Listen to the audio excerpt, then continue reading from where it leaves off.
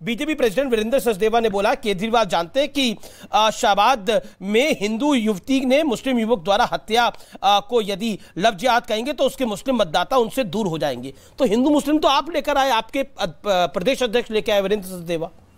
देखिए, मैं ये कहना चाहता हूं दोबारा से, जो अध्यक्ष जी ने बोला है वो एक कड़वा सच है जिसके बारे में चर्चा करेंगे तो लोगों को बुरा लगेगा। लेकिन मैं कहना चाहता हूं कि धर्म के आधार पर कोई पहचान छिपाए, कोई भी किसी भी धर्म का हो, मैं नहीं कह रहा कि हिंदू करेगा या मुसलमान, क्या ये कानून नहीं होना चाहिए देश में कि अगर अपनी पहचान छुपाएगा, नाम छुपाएगा, उसके बाद आइडेंटिटी बदल के कोई रिश्ता बनाएगा या धर्म परिवर्तन का दबाव डालेगा या वीडियो बना के ब्लैकमेलिंग करेगा या शादी के बाद कहेगा पहले धर्म परिवर्तन कर लो, तो उसके लिए देश में एक अलग कानून बना के सजा का प्रावधान होना चाहिए। आप मेरी बात सुनिए, मैंने आपकी बात काटी नहीं थी, आप सुनिए, आप सुनिए। आपके बीच में नहीं बोले थे कलिमुल, ध्यान से कपिल, मैं बार बार कह रहा हूं, एक 16 साल की बिटिया की जीवन चला गया, एक बाप ने अपनी जवान बेटी को अपने हाथों से मुखाग्नि दी है। आज का दिन ये सोचने का विषय है कि ऐसी और बेटियों को कैसे बचाया जाएगा, और जांच हर एंगल से होनी चाहिए। दिल्ली पुलिस को इस बात के लिए जरूर हमें शुक्रिया कहना चाहिए कि आपने 18 घंटे में पकड़ा है और ये भी स्वीकार किया है कि हर एंगल से जांच होगी। मैं दोबारा से कहना चाहता हूं, सब लोग जिम्मेदारी लें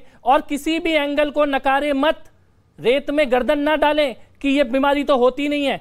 अगर बीमारी नहीं होती तो ब्रिटेन में कानून नहीं बनता या केरल का, लेकिन जांच होने दीजिए। अगर जांच में वो पाएगा कि नहीं था लव जिहाद तो हम भी नहीं कहेंगे कि है। मैं कंक्लूड नहीं कर रहा, लेकिन मैं ये कह रहा हूं आज देश में सबसे कि बेटियों के प्रति एक बड़ा अपराध हो रहा है। जांच कीजिए, कपिल जी, मेरा एक सवाल है, हमारी दूसरी बेटियां बैठी हुई है जंतर मंतर पे, ये कल खदेड़ा विषय नहीं है ये आप, मैं पहले भी ये कहना चाहता था, मैं जवाब देना चाहता हूं आपको। आप एक राजनीतिक आंदोलन की तुलना एक बिटिया का जीवन चला गया उससे, तो इससे घटिया हरकत नहीं हो सकती। वहां पे आपके कांग्रेस के और पार्टियों के नेता जाके भाषण देते हैं, उसकी तुलना एक बेटी के प्राण चले गए उससे कर रहे हो आप। शर्म आनी चाहिए आपको, शर्म आनी चाहिए आपको। एक राजनीतिक आंदोलन की तुलना आप इस हत्या से कर रहे हो, इस भयानक हत्याकांड से कर रहे हो। वहां पे तो प्रियंका गांधी और ये कांग्रेस के नेता जाके नारे और राजनीति हो रही है वहां पे, उसकी तुलना होगी? शर्म करो, उसकी तुलना होगी इस हत्याकांड से। एक बेटी के प्राण चले गए, तुम्हें राजनीति पड़ी है, क्या बात कर रहे हैं? घटिया राजनीति की बात कर रहे हो। ये राजनीति की बात रोज होती रहेगी, किसने कौन सा आंदोलन किया, कौन सा बैरियर तोड़ा, कौन कहां पे, ये रोज होता है, रोज होता है ये सब। लेकिन बेटी के प्राण गए हैं, शर्म करो, शर्म करो। घटिया राजनीति आज मत लेके आओ, ये रोज होते हैं आंदोलन, तमाशे हर राज्य में होते हैं, लेकिन यहाँ एक बेटी के प्राण गए हैं, एक बेटी के प्राण गए, उसके बारे में बात होगी, उसके बारे में आप बार बार उसे अपने आंदोलन से जोड़ रहे हैं। अरे बिल्कुल, उसके बारे में काफी बात हुई है और लगातार उसके बारे में बात हो रही है। एक ही अखाड़े के हैं, एक ही गांव के हैं, वहां राजनीति चल रही है, हम सब जानते हैं। आज मत करो, इतनी बड़ी एक मतलब इतनी दर्दनाक हत्या हुई है, उसके बीच में हम उसको लेकर आ रहे हैं। हम किसको छुपाना चाह रहे हैं? हम किस चीज को छुपाना चाह रहे हैं इससे? कलिमुल हाफिज किसको छुपाना चाह रहे हैं? नहीं, आप कह रहे हैं देखिए वहां पर क्या हो रहा है जंतर मंतर में बेटियों के साथ, क्या हुआ? वो बेटियां फिर आज धरने में बैठी हुई हैं, ये मत वो बैठी रहे, ये मत करिए ना आज के दिन कम से कम। सुनिए, अरे उस लड़की को जिंदा मार दिया एक लड़के ने, और आप कह रहे हैं जंतर मंतर पे क्या हो रहा है, जंतर मंतर पे क्या हो रहा है? जंतर मंतर वालों को भी बैठना चाहिए इस बेटी के समर्थन में। पीटी उषा वहां जाती है, उसको धक्के मार के बाहर कर देते हैं, किसी के मुंह से कुछ आवाज नहीं निकलती। वो भारत की बेटी नहीं है क्या? एक अखाड़ा, एक गांव, एक तहसील की बात को लेकर इस देश पे तूफान मचा रखा है। पॉलिटिक्स कर रहे हैं ये सब लोग वहां पर बैठकर, they are doing politics each one of them, and don't support this kind of this thing which is very very important. शुभराष्ट्र, मैं इस विषय पर आता हूं। एज अ सोसाइटी की हम बात करें, हमारे यहां पे कूल माना जाता है लिव इन रिलेशनशिप में जाना, हमारे यहां कूल माना जाता है। आप कैसे कोई पेरेंट्स किसी को समझाते हैं, ये आज के बच्चों की बड़ी समस्या है। उनको कोई समझाएगा, आप भी मां बनी है, मैं भी पिता हूं। आप खुद सोचिए कि आप आने वाले दिनों में हम भी अपने बच्चों को समझाएंगे तो दे विल थिंक कि ये बात आप क्यों समझा रहे हैं हमें? As a society, this is we are mishandling it. बिल्कुल आमिर जी, और अभी सुबोही जी ने जो बात, एक सेकेंड, आपके बीच में बोली शुभराष्ट्र। भाई कलिमुल जी, मुझे बोलने दीजिए। आपका नाम शुभराष्ट्र है क्या? आप क्या कब लफ्ज़ करके आप पूरे हिंदुस्तान में नफरत फैला रहे हैं? आप बिल्कुल नफरत फैला रहे हैं। कलिमुल को पता नहीं था कि आज का डिबेट का टॉपिक क्या है? इनको दिक्कत थी इस टॉपिक से, इनको लगता है कि एजेंडा चला जा रहा, तो यहाँ क्यों आए हैं? इनको किसने पैसे खिलाए कि एजेंडा में आकर के बैठो? अजीब स्थिति, आदमी को बोल नहीं सकता आप लोगों के सामने। अभी जो सुबुही जी ने जिस विषय की चर्चा की आमिर जी, उस विषय पे मैं नहीं बोलना चाहती, लेकिन as a society, as a समाज अगर आप पूछ रहे हैं तो मैं ये जरूर कहूंगी कि हर विषय पर खुलकर ऐसे ही चर्चा होनी चाहिए जैसी चर्चा सुबुही जी ने की। भाई कोई भी समस्या हो, चाहे वो कोई भी सवाल हो, चाहे वो लिव इन रिलेशनशिप का सवाल हो जो आपने उठाया, या वो किसी भी तरीके की संस्कृति के पराभव का सवाल हो, हम अपने बच्चों के साथ, हम अपने घर में, हम अपने माँ बाप के साथ अगर खुलकर किसी विषय पर बात नहीं कर सकते तो उस घर के साथ समस्या है, तो उस समाज के साथ समस्या है। अगर हम अपने माता पिता से कोई बात छुपा रहे हैं, या अगर हम अपनी माँ से कोई बात कह रहे हैं, पिता से छुपा रहे हैं, तो उस घर के संस्कार में समस्या है। और ये बात मैं डंके की चोट पर इसलिए कह रही हूं क्योंकि समाज में जो इस तरीके की घटनाएं हो रही है वो कहीं ना कहीं दुराव छुपाव की वजह से ही हो रही है कि ये बात हो रही है। अगर दुराव छिपाव की बात नहीं रहती तो न तो साहिल, या अगर वो रुद्राक्ष पहन करके आया है और वो हिंदू बन करके आया है तो वैसा नहीं कर रहा होता। नहीं, और चोट पर ये बात कलीमुल, आप इनडायरेक्टली, ये मैं आप पे आरोप लगा रहा हूं, इनडायरेक्टली आप साहिल को डिफेंड कर रहे हैं। जब इन्वेस्टिगेशन का पहलू हो तो क्यों नहीं बात होगी? अपनी आइडेंटिटी क्यों छुपा रहा था साहिल? अब आप मुझे बताइए ना, अपनी आइडेंटिटी अगर कोई व्यक्ति छुपा रहा है तो उसका कोई गेम प्लान होगा ना। अपनी आइडेंटिटी क्यों छुपाई उसने? देखिए अमीश जी अभी उसको पकड़े हुए 2 घंटे 3 घंटे हुए हैं। आपने सुबह से चला रखा था 21 बार लगे चाकू के, अभी रिपोर्ट आई तो आपने 16 बार करे। तो आप कम से कम इतना सोचिए। इनिशियल रिपोर्ट है, आप कर रहे हैं। 16 बार मारा, कम मारा, 21 बारी कमाल की आप बात करते हैं। बात है, बहुत शेमफुल। ये नहीं, वो वीडियो सुबह से पूरा देश देख रहा है।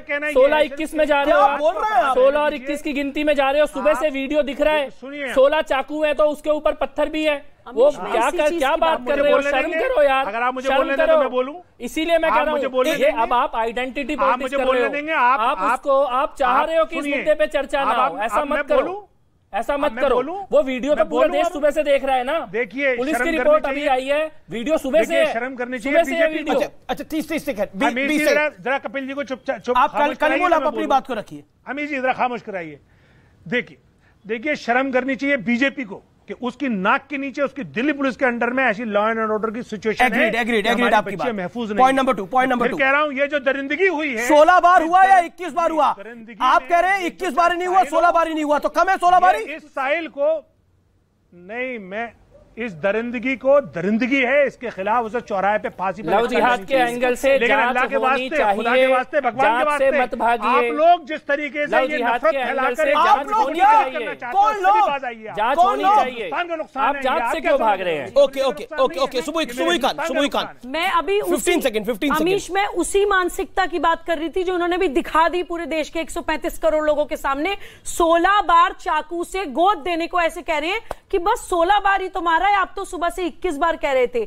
यही होता है जब आप हिंसक होते हैं, यही होता है जब आप जीव हत्यारे होते हैं। कोई भी व्यक्ति जो ये सोचता है कि जो चेतना मेरे अंदर है वही उस निरीह जीव के अंदर है। अमीश, आप ही की डिबेट पे मैंने बोला था ना कि भारत में हम मानते हैं कि एक ही सत्य सभी जड़ चेतन में अनुस्यूत है। Same consciousness permeates in all animate and inanimate matter. कोई शाकाहारी व्यक्ति इतना हिंसक हो ही नहीं सकता। 30 सेकंड। परमिंदर जी की आवाज नहीं आ रही उनके पास, मैंने 2 बार जाने की और कोशिश करी। शदाब अमीश जी, एक बात स्पष्टता से कहूंगा, सुबुही जी, भारत में आर्टिकल 25 है, धार्मिक स्वतंत्रता है। हमारे हिंदू भाई भी बलि देते हैं, हमारे ईसाई भाई भी देते हैं, मुसलमान भी देते हैं, और कुर्बानी का त्योहार आ रहा है और हम देंगे। बड़े का नहरी खाएंगे, बड़े का पाया खाएंगे, इसको अलग रखिए। लेकिन बेटी की बात करना गलत कहती थी, कहती हूं। कई ऑर्गेनाइजेशंस भी हैं जो इसको अपने तरीके से बात को रखती हैं। जैसा दिवाली पे बात को रखा जाता है, होली पे बात को रखा जाता है, वैसे सुबुही का विचार है।